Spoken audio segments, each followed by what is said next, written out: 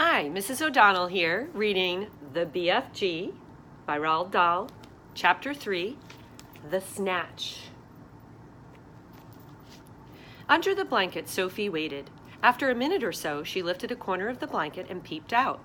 For a second time that night, her blood froze to ice, and she wanted to scream, but no sound came out. There at the window, with the curtains pushed aside, was the enormous, long, pale, wrinkly face of the giant person staring in. The flashing eyes were fixed on Sophie's bed. The next moment, a huge hand with pale fingers came snaking in through the window. This was followed by an arm as thick as a tree trunk, and the arm, the hand, the fingers were reaching out across the room towards Sophie's bed. This time Sophie really did scream, but only for a second, because very quickly the huge hand clamped down over her blanket and the scream was smothered by the bedcloths. Sophie, crouching underneath the blanket, felt strong fingers grasping hold of her, and then she was lifted up from her bed, blanket and all, and whisked out of the window. If you can think of anything more terrifying than that happening to you in the middle of the night, then let's hear about it.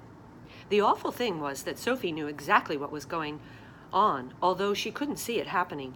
She knew that the monster, or giant, with the enormous long, pale, wrinkly face and dangerous eyes, had plucked her from her bed in the middle of the witching hour and was now carrying her out through the window, smothered in a blanket. What actually happened next was this. When the giant got Sophie outside, he arranged the blanket so that he could grasp all four corners of it at once in one of his huge hands, with Sophie imprisoned inside. The other hand he seized the suitcase, the long trumpet thing, and he ran off. Sophie, by squirming around inside the blanket, managed to push the top of her head through a little gap just below the giant's hand. She stared around her. She saw the village houses rushing by on both sides. The giant was sprinting down the high street.